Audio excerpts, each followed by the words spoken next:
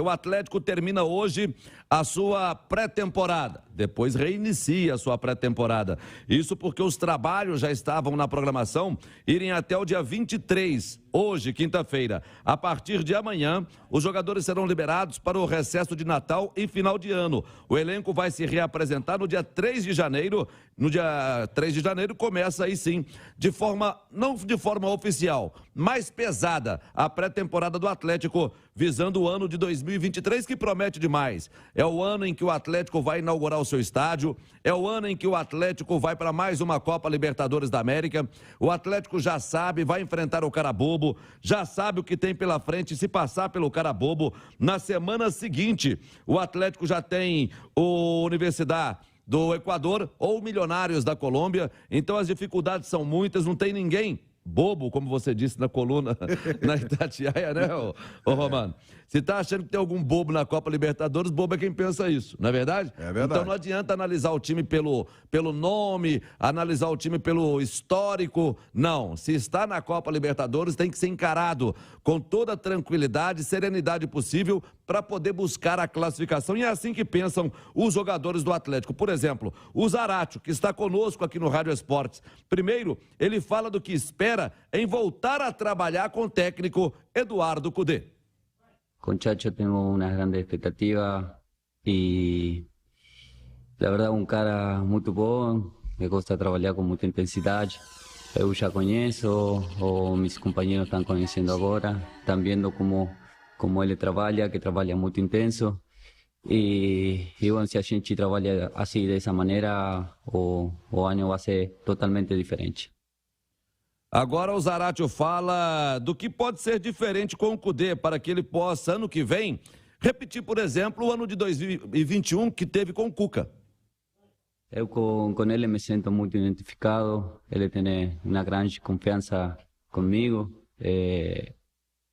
Sinto que ele vai potenciar muito o nível, ele vai ajudar a levantar o que foi o ano 21. Eu sinto que trabalhando a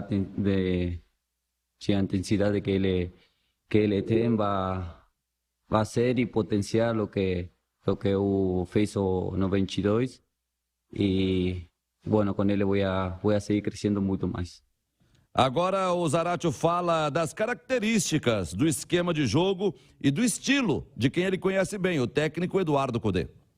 Um treinador muito intenso, que gosta sempre do protagonismo, tanto como dentro de casa como fora, sempre ser protagonista do partida e sempre ajuda o time que seja muito forte, né? Que perda balão e esteja pressionando aí em cima entre 3, 4 jogadores e estar pressionando forte. E isso o que nos vai a potenciar como grupo e estar todos perto, estar todos juntos e creio que a massa vai gostar muito dele. Vocês gostaram da expectativa do Zaratio em relação a voltar a trabalhar com o técnico Eduardo Cudê? Pois é, e um detalhe interessante, Natália Fiuza, bom dia. Finalmente ele está aprendendo português, né? Porque antes ele falava rápido demais o castelhano e o ouvinte não entendia direito. Agora, ideias claras, mas além dessa expectativa, ela é muito baseada no que fizeram no Racing, né? No Racing ele foi o cara do time do Cudê, né?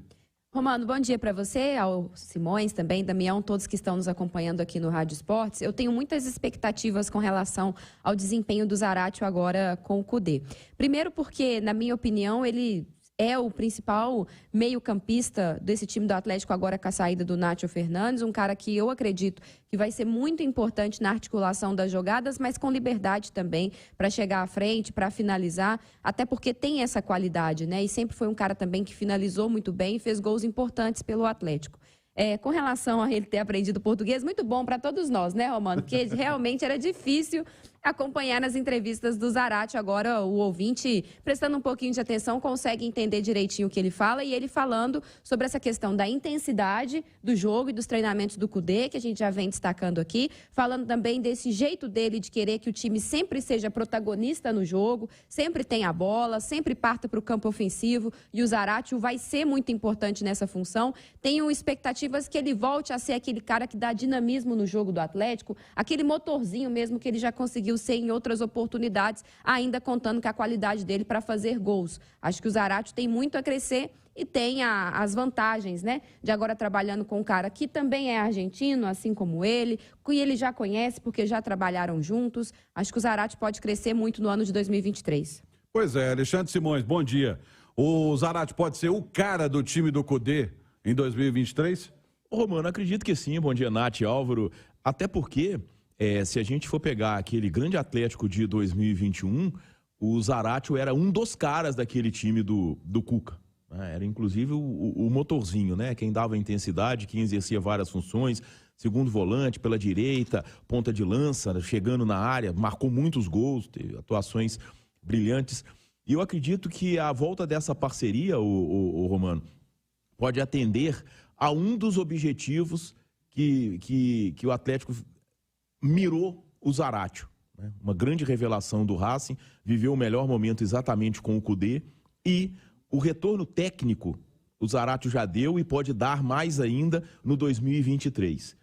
E precisa também do retorno financeiro, porque o Zaratio é um jogador, e você vai se recordar disso, ele chegou a ser até especulado como uma possibilidade de seleção argentina. Sim. E jogou futebol para isso. O Zaratio de 2021 brigaria muito forte por uma vaga nesse grupo da Argentina que foi campeão mundial. E teve uma queda de produção, se ele tivesse conseguido manter o nível, até por causa de lesão. Então, é um jogador que é um coringa, tá?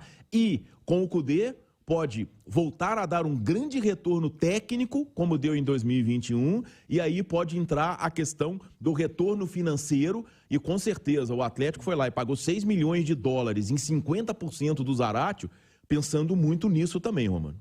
Porque foi um investimento, e ele tinha sondagens, Álvaro, na época que o Atlético foi buscá-lo, até do futebol da Europa. Muita gente queria ele.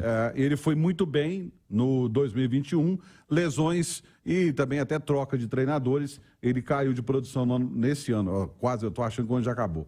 Quase. Já estamos no final do ano. Mas falando de milhões e de argentino, ainda não foi oficializada a saída do Nacho. Ele está na Argentina. O Atlético deve receber aproximadamente 16 milhões de reais pela venda do Nacho para o River Plate. Ele vai voltar para o time que ele tanto ama, né? E ele sempre deixou isso muito claro, muito tranquilo. Ele volta para o River Plate, com quem foi campeão da Copa Libertadores em 2018, mas ainda não assinou o contrato, ainda não oficializou a transferência do Nacho. O Keno já está tudo certo. Ontem o Fluminense anunciou, o Atlético também anunciou a saída do Keno. Lembrando que o Atlético já anunciou alguns jogadores, o atacante Paulinho, o zagueiro Bruno Fux, e outros reforços só devem ser anunciados em janeiro. Tudo encaminhado para a chegada do Edenilson. Daqui a pouco eu vou falar do Edenilson aqui no Rádio Esportes, e do meio-campo o Igor Gomes do São Paulo.